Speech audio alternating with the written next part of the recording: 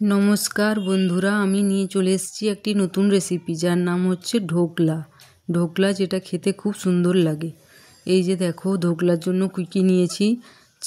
ছোনা ডালের বেসন নিয়েছি, তারপরে হচ্ছে আদা কুচি, লঙ্কা কুচি, পাতিলেবু, চিনি, নুন, হলুদ গুঁড়ো, আর হচ্ছে এই যে দেখো কারি পাতা, সব কিছু রেডি করে নিয়েছি।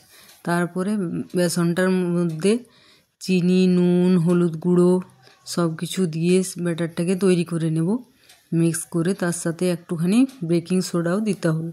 তোমরা হিংও দিতে পারো, যে যা ভালো লাগবে, খেতে টেস্ট লাগবে। এই যে দেখো, থালার মধ্যে তেল বুলিয়ে নিলাম, দিয়ে ব্যাটারটা ঢেলে দিয়েছি। তোমরা চাইলে প্যান থাকলে প্যানের মধ্যে দিতে পারো তেল দিয়ে ভালো করে। আর এদিকে জল গরম করতে দিয়ে দিয়েছিলাম, তার উপরে বাটি দিয়ে থালাটা বসিয়ে দিলাম, দিয়ে ঢাকাটা দিয়ে দিলাম যাতে ভাপে ভালোভাবে সিদ্ধ হয়ে যায়। আর এদিকে দেখো, কড়াইয়ে আমি সিরামটা তৈরি করছি।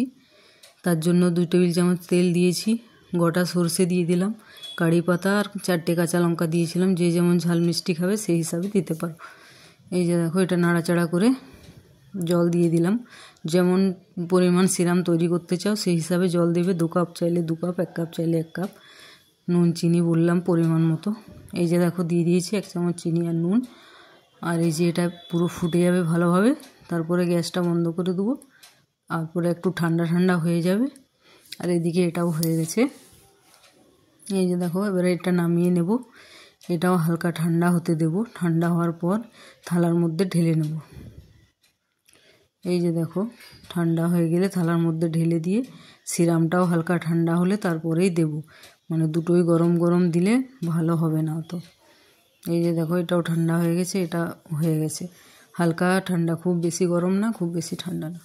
এভাবে চাকু দিয়ে কেটে কেটে পিস করে নিলাম। এবারে ওর উপর দিয়ে সিরামটা আমি ছড়িয়ে দিচ্ছি। এই যে দেখো, এইভাবে ছড়িয়ে দিলাম। খেতে কিন্তু খুব সুন্দর হয়েছিল, তোমরাও বাড়িতে ট্রাই করতে পারো। এই যে দেখো কত সুন্দর লাগছে। ঠিক আছে, পরের রেসিপিতে আবার দেখা হচ্ছে। টাটা।